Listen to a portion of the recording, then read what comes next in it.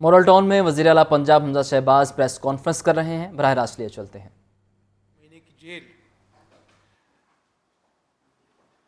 ओहदे आते रहते हैं, जाते रहते हैं, नाम लोगों को भूल जाते हैं,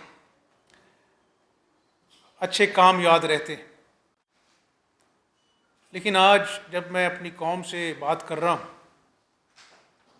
तो मैं ये समझता हूँ कि आज जो बात भी होनी चाहिए वो सही होनी चाहिए। और आज 74 साल बाद पाकिस्तानी कौम एक ऐसे दोराहे पे खड़ी है कि जहाँ पर सियासत बचाने का सवाल नहीं है,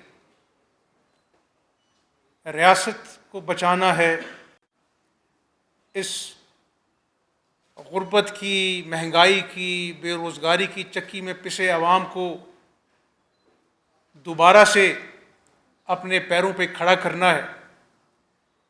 इस सिसकती हुई मईशत को दोबारा से बहाल करना है।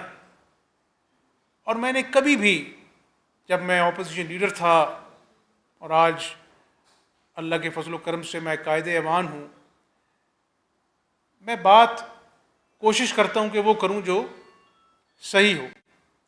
आज पाकिस्तानी कौम अपने दिल पे हाथ रख के ज़रा ये तो बताए कि जब 2018 में मुस्लिम लीग नून की हुकूमत अपनी आइनी मुद्दत पूरी करके घर जा रही थी, क्या उस वक़्त जो ग्रोथ रेट था वो 5.8% नहीं था? मैं दोबारा अपना सवाल दोहराई देता हूँ, क्या उस वक़्त ग्रोथ रेट 5.8% नहीं था? क्या 22 घंटों की लोड शेडिंग के बाद 2018 में जब मुस्लिम लीग नून की हुकूमत की आइनी मुद्दत पूरी हुई, क्या लोड शेडिंग ज़ीरो पे नहीं थी? आज क्या ऐसा अनहोना हो गया कि वो 5.8% मईशत गिरती गिरती गिरती 0.0 पे हो गई? आज क्या ऐसा इन 4 सालों में अनहोना हो गया कि जो 22 घंटे की लोड शेडिंग को 12,000 मेगावाट नवाज शरीफ और शहबाज शरीफ की क़यादत में मुस्लिम लीग नून ने ज़ीरो पे ले आई, आज फिर वही हाल है। तो मैं कभी भी इमरान नियाज़ी की तरह ये नहीं कहूँगा कि 90 दिन मुझसे कोई सवाल ना करे मीडिया, 90 दिन बाद सब कुछ ठीक हो जाएगा, 90 दिन बाद मैं अपना जो है ना वो करप्शन को ख़त्म कर दूंगा। मैं कभी ऐसी बात नहीं कहूँगा कि कल को मुझे शर्मिंदगी उठानी पड़े कि जी मैं अगर IMF के पास चला गया तो मैं खुदकुशी कर लूँगा। किसने ये कहा कि IMF के पास हमें जाना पड़ेगा? मेरी गलती थी, 6 महीने में उसको डिले करता रहा, 40% जो है रुपया डी वैल्यू हो गया। फिर साल बाद कहा गया, मुझे तो समझ अब आई है कि इस मुल्क को चलाना कैसे।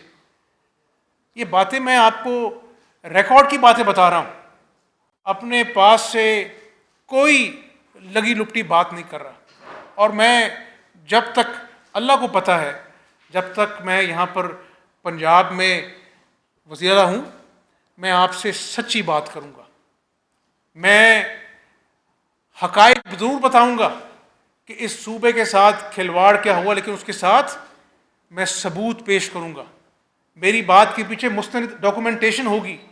मैं किसी की इज्जत उछालने के लिए उसको चोर, करप्ट, डाकू कह के नहीं पुकारूंगा, क्योंकि इस कौम के कान पक गए चोर डाकू के नारे लगाते हुए।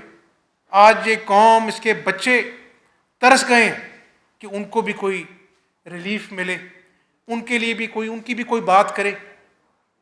और सियासत अगर आज कोई कर रहा है तो वो क़यामत वाले दिन अल्लाह को भी जवाब दे। क्योंकि मैं समझता हूँ कि आज जहाँ पे हम खड़े हैं, पाकिस्तान की आवाम जो है बड़े एक कड़े इम्तहान में से गुजर रहे हैं। मैं आपको ये ज़रूर बताऊं कि पिछले 3 महीनों में जो मेरा सफ़र रहा है वो आइन और कानून के बहरानों से भरा पड़ा है। कभी वज़ीर आला का इलेक्शन जो है बुलाया जाता है इजलास, उसको अपना जो है वो एडजर्न कर दिया जाता है। 3-4 मरतबा इजलास एडजर्न होते हैं, फिर खुदा खुदा कर कर डिप्टी स्पीकर पर जानलेवा हमला होता है, वज़ीर आला का इंतखाब होता है। उसके बाद हल्फ के लिए कभी वो सदर साहब जो हैं वो समरी मुस्तरद कर रहे हैं, कभी सदर साहब वो समरी डिले कर रहे हैं। कभी सुना आपने 2 महीने काबीना ना बनी हो? तो ये गुजारिशात मैं अवाम के सामने रिकॉर्ड स्ट्रेट करने के रख रहा हूँ, लेकिन मैं इन बहरानों के होते हुए जो हकीकी मानों में सूबे में रहे, और मैं समझता हूँ कि अवाम को ये भी बताऊँ कि पाकिस्तान की और सूबे की तारीख में कभी ऐसे आइनी बहरान नहीं आए होंगे, लेकिन मैंने कभी नहीं कहा, मैं आज भी नहीं कहने आया कि जी ये आइनी बहरान है और अपना जो है ये मुझे काम करने नहीं दिया जा रहा। मैं बिल्कुल ऐसी बात करने नहीं आया, बल्कि मैं आज आवाम को 4 सालों का सवाल तो आवाम इमरान न्याजी से करेगी ना। मैं 3 महीनों का आजी और इंकिसारी से आवाम को कहना चाहता हूँ कि मैंने जब बतौर कायदेवान जब मैं चीफ मिनिस्टर इलेक्ट हो गया, मैंने कहा था, मैंने क्या कहा था, मैंने कहा हम आम आदमी के रिलीफ के लिए बात करेंगे। आज जब मैं आपके सामने बैठा हूँ, मुझे खुशी है कि अल्लाह कराने वाला, मेरी कोई औकात नहीं है कि मैंने, आप पंजाब की आवाम जानते कि आटे के लिए लाइनों में सूबे की आवाम के बुज़ुर्गों को, बहनों को, माओं को, बेटियों में चिलचिलाती धूप में लगना पड़ता था। आटा बाहर भिजवा दिया गया, स्कैंडल बने अरबों के, वही पर एक्सपोर्ट कर दिया गया। मैं अपना जो है वो डिटेल में नहीं जाता, लेकिन आज जबकि इंटरनेशनल मार्केट जो है वो 5,500 मन जो अपना गंदम का रेट है उससे आगे चली गई है। हमने 50 लाख टन गंदम अपने किसान से खरीदी, बफर स्टॉक अपना किया, और जो हमारी जो प्रोक्योरमेंट जो प्राइस थी, जो हमारी खरीद थी, वो आज की इंटरनेशनल मार्केट से आधी है। उसके बाद मुझे लोगों ने कहा, हमदर्दी में कहा होगा कि हमजा साहब आप इतनी बड़ी 200 अरब की सब्सिडी देने जा रहे हैं, काबीना आपके पास मौजूद नहीं है, कल को आपसे अपना जो है वो कोई नैब वाला पूछेगा कि आपने अपना काबीना की मंजूरी के बगैर जो है वो इतनी बड़ी सब्सिडी दे दी, तो कल आपके ऊपर मुकदमा बनेगा। मैंने कहा अपने दिल से और अल्लाह से, मैंने कहा आज अगर ये फ़ैसला जो अल्लाह की मखलूक तरसी हुई है, ये मैं काबीना ना होने की वजह से ना करूं, तो कल को मैं अपने ज़मीर को क्या जवाब दूंगा। तो अल्लाह के फजल करम से हमने 10 किलो के आटे के थैले पे 160 रुपये सस्ता आटा जो है उसका रिलीफ दिया आवाम को। फिर मैंने अपनी तकरीर में क्या कहा, मैंने कहा कि आज सेहत कार्ड जो 2016 का मुस्लिम लीग नून का प्रोजेक्ट था, उसको इंसाफ कार्ड बना दिया गया। आज लिया में, मुजफ्फरगढ़ में, मुल्तान में सेहत कार्ड गरीब आदमी लेके जाता है, वो डॉक्टर कहता है आप यहाँ से जाएं, ये दवाइयों का नुस्खा है, सेहत कार्ड को हम नहीं मानते, आप अपनी जेब से दवाइयाँ बाहर से लेके आए। वो मरता क्या ना करता, किसी के बच्चे का सर्जरी होनी है, किसी का बाप जो है वो आईसीयू में पड़ा हुआ है, उसको अपनी जेब से सेहत कार्ड होते हुए उसको अपना जो है वो जाना पड़ता है, मजबूरन अपनी जेब से अपना जो है वो दवाइयाँ लेनी पड़ती हैं। मैंने कहा था असेंबली की अपनी तकरीर में, मैंने कहा अगर अल्लाह ने मौका दिया, हम पंजाब के तमाम अजला में जो इन अपना पिछली हुकूमत ने लोगों को महरूम रखा, आज मुझे ये बताते हुए खुशी है कि तमाम अजला में आम आदमी को टीएचक्यू और डीएचक्यू हॉस्पिटल्स में और 14 टीएचक्यू हॉस्पिटल्स में कैंसर समेत आम आदमी की दवाइयाँ आज मुफ्त मिल रही हैं। जब मैं आपसे बात कर रहा हूँ, आज तीसरी बात मैंने की थी कि हम लोकल बॉडीज़ का कानून जो है उसको अच्छा बनाएंगे। अल्लाह के फजल से हमने दिन रात मेहनत कर कर लोकल बॉडीज़ का कानून भी हमने पास कराया असेंबली से। ये मैं आपसे कोई 5 साल की बातें नहीं कर रहा, 3 महीनों में जहां पर शदीद जो था वो आईनी बहरान था, मैंने कभी सुना नहीं अपनी ज़िंदगी में कि अगर कोई शख्स ये कहे कि मुझे निकाल दिया, खुदा न खास्ता पाकिस्तान के एटमी जो कुव्वत है वो तबाह बर्बाद हो जाएगी, फ़ौज बर्बाद हो जाएगी, आईनी इदारे तबाह हो जाएंगे। मैं कभी अखलाकियात से गिरी हुई बात नहीं करता, ना मेरे बुज़ुर्गों ने मुझे सिखाया है। अब मुझे आप बता दें, क्या डोनाल्ड डू वो शख्स नहीं है जिसको अपना कल तक गद्दार का सबसे बड़ा वो अपना जो है किरदार था, अब उससे माफ़ी मांगी जा रही है? क्या आज मुझे कहने पे मजबूर हूं, क्योंकि मुल्क का मामला है, इदारों का मामला है, सिस्टम का मामला है, अवाम तंग आ गई है ये साजिश का बयानिया सुन सुनकर। क्या खातून अव्वल जो साबिक हैं उन्होंने नहीं कहा कि मेरी बेटी फरा गोगी जो है वो उसके ऊपर ये उसके जो अरबों जो गबन के केस हैं वो चलेंगे, हर पर गद्दारी का मुकदमा बना दो, गद्दार कहो सबको? ये क्या खेल तमाशा हो रहा है? कोई अवाम अपने आप को समझाए। कहाँ है वो सबूत इमरान नियाजी? और आप कहते थे कि रियासत मदीना, मैं हकाइक पर बात कर रहा हूं। वो रियासत मदीना में घड़ियों की लाइन लग गई, आपने करोड़ों की घड़ियां जो दोस्त ममालिक से ली, उसको पैसों को आपने अपनी जेब में डाला। आज तक आपने अवाम को जवाब नहीं दिया।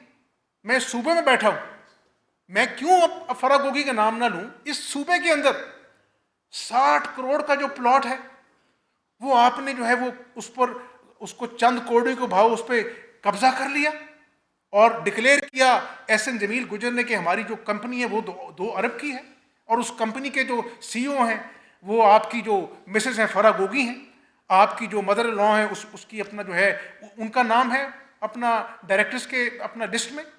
तो मैं जिम्मेदारी के साथ सूबे की अवाम को बताना चाहता हूँ कि ये है वो, अल्लाह माफ़ करे, कि रियासत मदीना के नाम लेवा लोग, इनका किरदार। अभी फॉरेन फंडिंग का केस भी, उसका भी फैसला आएगा। तो गुजारिश ये कर रहा हूँ कि आज मैं सिर्फ आपको हकाइक से पर्दा उठाने के लिए नहीं आया, आज मैं आपके सामने तीसरा बड़ा रिलीफ, आज बिजली महंगी है, गरीब का किचन मुश्किल से चल रहा है, लेकिन गरीब भाई बहनों माओं को मैं ये बता दूं कि जिस तरह आपके बच्चों के ख्वाबों के साथ खिलवाड़ किया गया कि 1 करोड़ नौकरियां दूंगा और लाखों लोगों का रोजगार खा गया ये इमरान नियाजी, 50 लाख घर दूंगा और गैर कानूनी तजावजात की आड़ में लाखों घर जो है उसने गिरा दिए और अपने बनी गाला का महल जो है उसको जो अपना जो है वो रेगुलराइज करवा लिया अपनी चेयरमैनशिप के अंदर, महज चंद लाख के लिए। गरीब का जो झोंपड़ा है उसकी जिंदगी की कमाई उसको गिरा दिया और अपने बनी गाला के महल को रेगुलराइज करवा दिया। तो मैं आपको बताना ये चाह रहा हूं कि एक तरफ आप किसी से कहें कि जी हम तो पेट्रोल सस्ता कर रहे हैं, कभी ऐसा हुआ नहीं, इतने रुपए सस्ता कर दिया, और दूसरी तरफ आपके IMF के जो लोग हैं उनसे आपके वज़रा पेट्रोल महंगा कर रहे हैं। तो इससे बड़ा खिलवाड़ क्या हो सकता है कि आपकी अपना जो है वो काबीना को नहीं पता और आपने उसके लिए वो परेशान होता है, उसकी रातों की नींदें हराम होती कि मैंने अपनी माँ की दवाइयाँ कहाँ से लानी है। लेकिन अल्लाह कुरान पाक में फरमाता है कि हर मुश्किल के बाद आसानी है। ये सख्त फैसले ज़रूर हैं, लेकिन इंशाअल्लाह दिन रात मेहनत करेंगे और इस मुल्क की डूबती हुई मईशत को डगर पर लेके आएंगे। आज अल्लाह की तौफीक से मैं इस सूबे की आवाम को शायद वो बात बताने जा रहा हूँ जो आज तक पाकिस्तान की तारीख में ऐसा रिलीफ नहीं हुआ, और इंशाल्लाह दुआ है कि इस रिलीफ के बाद और भी अल्लाह तौफीक दे तो हम आवाम को रिलीफ दें, ताकि आवाम जो है, जो आज महंगाई के हाथों सताए हुए हैं, उनको जो है वो आसानियाँ पैदा हों। कहाँ पे 4 साल की तबाही और कहाँ पे 3 महीने, और उसमें भी आइनी बहरान दर आइनी बहरान हम मुकाबला करेंगे। हमारी नीयत है कि इस पाकिस्तान को दोबारा से वहीं पर लेके आएँ जहाँ से तरक्की का सफ़र रुका था, जहाँ पर मईशत 5.8% थी, जहाँ पर लोड शेडिंग का नामो निशान नहीं था, जहाँ पर सीपेक के ज़रिए 50 अरब डॉलर की सरमायाकारी हो रही थी। इन लोगों ने सीपेक को भी अपनी इंतकाम का निशाना बनाया, चीनियों को नाराज़ किया, उस पर करप्शन के इल्ज़ाम लगाए। तो इंशाल्लाह वो चीनी भी दोबारा से इन्वेस्टमेंट शुरू करेंगे, एक नए तरक्की के सफ़र का आगाज़ होगा, मुझे यकीन है। लेकिन आज मैं फिर कहता हूँ, at the cost of repetition, कि आज हमने इस मुल्क को बचाना है। गरीब लोग, बिजली का बिल आता है तो क़यामत ढाता है। आम आदमी जो 100 यूनिट्स इस्तेमाल करता है अपने घर के लिए पूरे पंजाब में, जिसकी साल में रेशो बनती है 44 लाख से 90 लाख ख़ानदान। क्या मतलब हुआ? एक ख़ानदान के 6 फ़र्द भी आप शामिल करें तो 5.5 करोड़ सूबे की अवाम, यानी सूबे की अवाम जो उसका जो सबसे गरीब तरीन जो तबका है वो, और आधी आबादी सूबे की।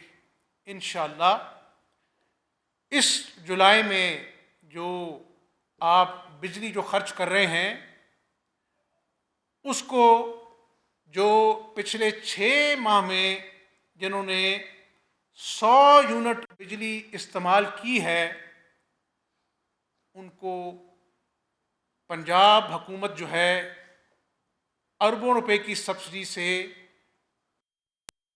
यूनिट इस्तेमाल करने वालों को मुफ्त बिजली फराहम करने जा रही है। यानी इसका क्या मतलब है कि आज के बाद 100 यूनिट इस्तेमाल करने वाले घरेलू सार्फिन को इंशाअल्लाह बिजली का बोझ उठाने की फ़िक्र जो है उससे आज़ाद हो जाना चाहिए। और ना सिर्फ ये कि हम आज अपना जो है ये रिलीफ दे रहे हैं, उसके साथ साथ इस चीज़ को भी बारीक बीनी से इसका जायज़ा ले रहे हैं कि हम इनको सोलर पावर से इसका मुतबादल फराहम करें। यानी घरों को हम एक टाइम पीरियड में एक मंसूबे के तहत सोलर पैनल्स दें, ताकि आने वाले सालों में हमेशा के लिए जो है उनकी बिजली जो है वो मुफ्त हो। तो मैं अल्लाह का शुक्र भी अदा करता हूँ, और मैंने जिस तरह आटे, दवाइयाँ मुफ्त, बिजली मुफ्त, तो ये मैं इसलिए नहीं कर रहा कि सियासत बचे। मैं समझता हूँ कि आज गरीब आदमी को ये एहसास दिलाना अज़ हद ज़रूरी है कि जहाँ पर हुकूमत कड़वे मुश्किल फ़ैसले कर रही है, वहाँ पे आवाम के दर्द का भी एहसास है। मैं भरे जलसे में इमरान नियाज़ी की तरह ये नहीं कहूँगा कि मुझे लोगों ने आलू और प्याज का रेट चेक करने के लिए नहीं इलेक्ट किया। और भाई, लोगों का जो चूल्हा है अगर वो ठंडा होगा तो फिर मुझे भी यहाँ बैठने का कोई हक नहीं है। मैं काविश करूँगा, कोशिश करूँगा, और मुझे कभी यकीन है कि इंशाअल्लाह इस महंगाई के जिनको भी आहिस्ता आहिस्ता हम बोतल में बंद करेंगे, IMF का प्रोग्राम चलेगा, इंटरनेशनल डॉलर्स आएंगे, हमारे दोस्त ममालिक इंशाल्लाह मदद करेंगे, सही पॉलिसीज़ का इजरा होगा और right man for the right job होगा, तो ज़रूर इंशाल्लाह वो वक्त आएगा जब मईशत जो है वो अपने ट्रैक पे बहाल होगी। मैं उस रब का शुक्र अदा करता हूँ और मैं पंजाब की आवाम को ये कहना चाहता हूँ कि मेरी जहाँ पर ज़ुबान से ये दफ़ अदा हो रहे हैं कि हम सूबे में 100 यूनिट्स के घरेलू सार्फिन को आज से जो बिजली वो खर्च हो रही है, जो अगस्त में उनके बिल आएंगे, इंशाल्लाह वो उनको पंजाब हुकूमत जो है उनका ख़र्चा उठाएगी। और मैं ये भी अल्लाह से दुआ करता हूँ और आप भी मेरे लिए दुआ करें कि इंशाल्लाह ये रिलीफ़ का जो सिलसिला है, जो कि सस्ते आटे से शुरू हुआ, सस्ती मुफ्त दवाइयों से और फिर आज मुफ्त बिजली से, अल्लाह ताला हमें तौफीक दे कि हम आम आदमी को रिलीफ पहुंचाने के लिए ऐसे और इकदामात करें ता वक्त के पाकिस्तान की मईशत जो है वो ट्रैक पे इंशाल्लाह नहीं आ जाती।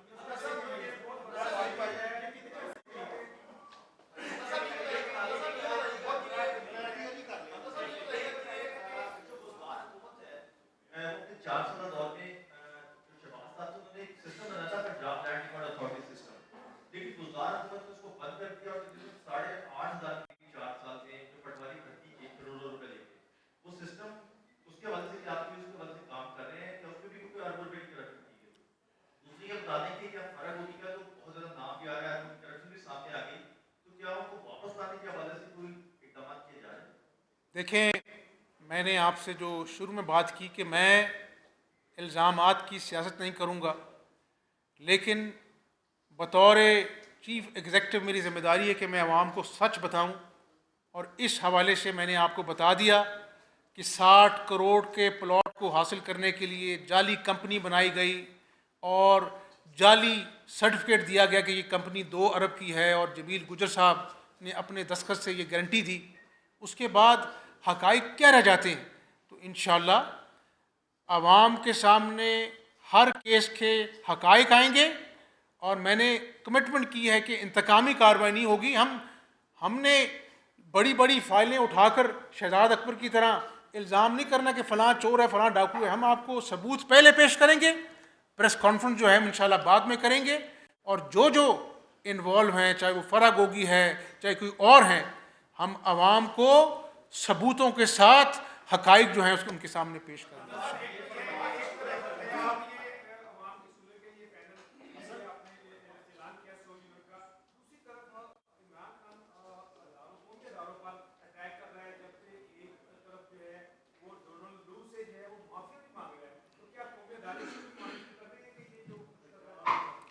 ना सिर्फ कौमी इदारे बल्कि कौम ये खेल तमाशा देख रही है। और आप देखें ना कि जब फरा गोगी को कहती हैं कि वो मेरी बेटी है, उसके ऊपर इल्ज़ाम तराशी होगी तो गद्दारी का सारा मुकदमा जो है वो डाल दो, सबको गद्दार कह दो। उसके बाद और ये जो डोनाल्ड डू की जो बात कर रहे हैं कि माफ़ी तलाफ़ी की बात हो रही है, उसके बाद इस साजिशी बयानिए के गुब्बारे से हवा निकल के बाद अब इमरान नियाज़ी कौम को क्या मुंह दिखाएंगे? कौम को मुंह दिखाएं ना दिखाएं, कौम इंशाअल्लाह ताला इनको आईना 17 जुलाई को ज़रूर दिखाएगी।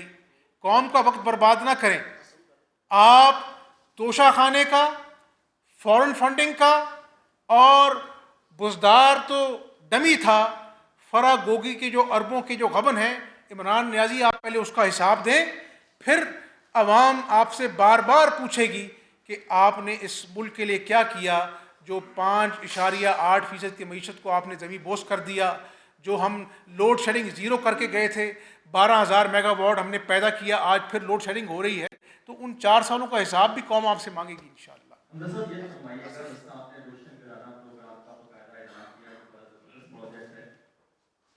फंड रखा गया है, कितने अरसे पर ये मुहीत होगा? क्या 1 माह के लिए होगा या 2 माह के लिए? ये पहले फरमाइएगा।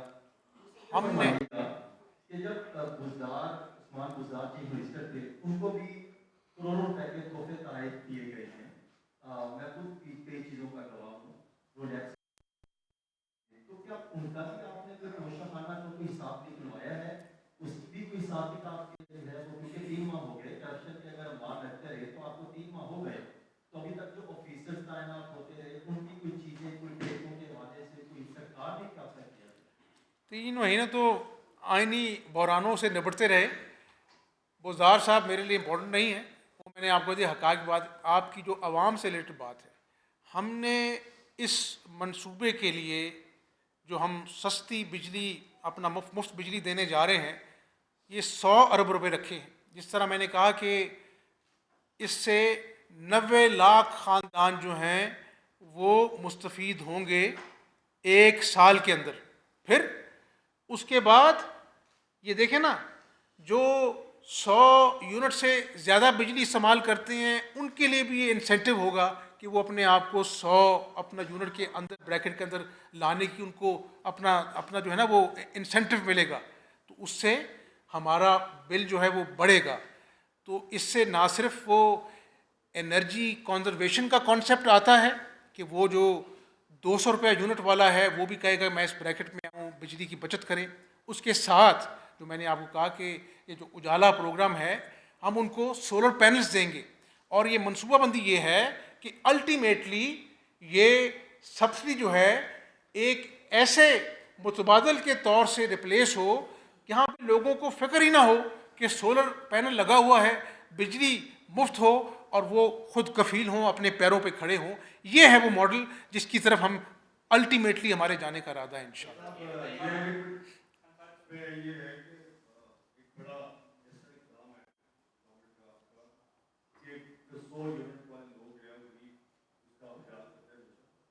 वो 100 यूनिट दिलाएगा, क्या उससे 100 यूनिट जो बिजली सर्व करेगा उससे ज़्यादा तो होगा, वो उसका बिल देगा?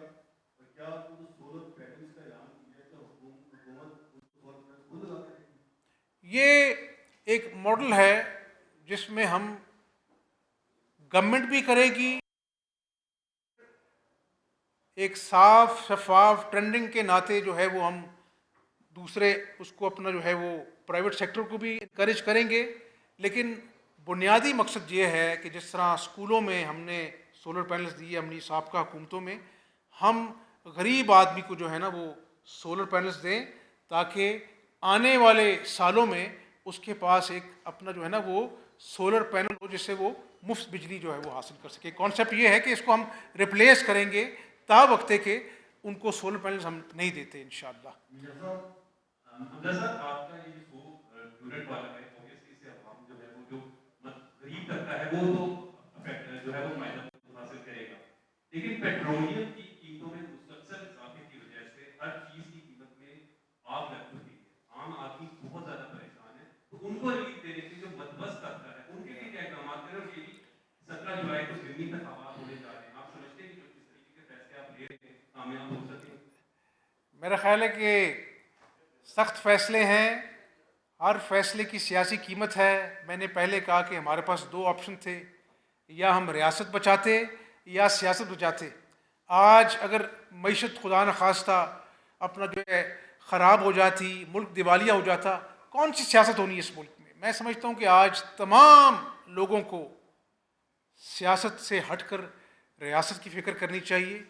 और आज ही मैं अखबार में पढ़ रहा था कि वो जो रशिया ने अपना जो यूरोप का अपना जो पेट्रोल रोका है, उससे शायद खुदा न खास्ता ये वो आज बता रहे थे $380 पर जाने का है। तो ये मईशत और पेट्रोल और बाकी महंगाई और फूड सिक्योरिटी पूरी दुनिया का मामला है। लेकिन इससे हटकर मैं समझता हूँ कि कोशिश फ़र्ज़ है और इंशाअल्लाह इस गिरदाव में से हम निकलेंगे। ये 4 साल में जो लैंड माइन्स इमरान नियाज़ी ने बिछाई हैं, हम निकलेंगे और मेहनत करेंगे। लेकिन मैं आवाम से सच बताऊंगा, मैं कोई ऐसी लेपालापी नहीं करूंगा कि आवाम के ज़ख्मों पे नमक छिड़कूं। आज अल्लाह की तौफीक से मुफ्त बिजली का पैकेज आवाम को मैं देने जा रहा हूं और अल्लाह से दुआ है कि अल्लाह मज़ीद आवाम की आसानियों की जो पैकेज है वो अपना जो लोगों को बताने की मुझे तौफीक अता फरमाए इंशाअल्लाह। आखिरी सवाल। एक तो आपने फरमाया मियां साहब, एक तो आपने फरमाया कि जिस तरह ये प्रेस कॉन्फ्रेंसेस में और मुख्तलिफ फोरम्स पर आप फरमा रहे हैं कि मुखालफिन के खिलाफ आपके पास बड़े शवाहिद हैं, गोगी फना गोगी का नाम आप लेते हैं, ये बेहतर नहीं है कि आप कौम को बताने माफी जी, कहें अगर इंशाल्लाह। आपके पास एविडेंस है। और दूसरी मेरी गुजारिश ये है कि जिस तरह पेट्रोलियम मसनूआत की और बिजली की कीमतें बढ़ रही हैं, तो लगता ये है कि पंजाब के सूबे में इस वक्त हुकूमत उतनी इफेक्टिव नहीं है जिस तरह माजी में आपकी रही है। अगरचे ये महंगाई एक इशू है पेट्रोल का, लेकिन अब खुद भी महंगाई बड़ी की जा रही है, लोग अपने तौर पर कीमत बढ़ा रहे हैं। आपकी प्राइस कंट्रोल कमेटियाँ और मजिस्ट्रेट अगर इतने फाल हो जाते जितनी ये दुकानें बंद कराने में पिछले दिनों रहे हैं, तो मेरा ख्याल है ये 50% महंगाई मजीद कम हो जाए। आपने सही कहा, ये एक बहुत बड़ा चैलेंज है। इस चैलेंज को हमने एक्सेप्ट किया है और पूरी मेहनत करेंगे, और इंशाअल्लाह वक्त आएगा जब ये महंगाई इंशाअल्लाह इसको हम कंट्रोल करेंगे इंशाअल्लाह। आखिरी सवाल।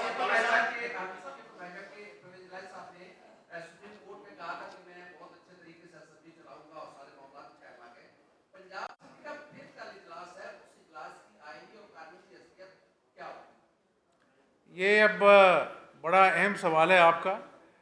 मेरा ख़्याल है कि ये चीज़ें जो हैं वो मामलात अदालत में हैं, कल भी एक केस अदालत में है, तो मेरा ख़्याल है कि अभी अदालती कार्रवाई का इंतज़ार कर लिया जाए, उसके बाद जो है इस पर हम इंशाल्लाह रोशनी डालेंगे। आप सबका बहुत शुक्रिया।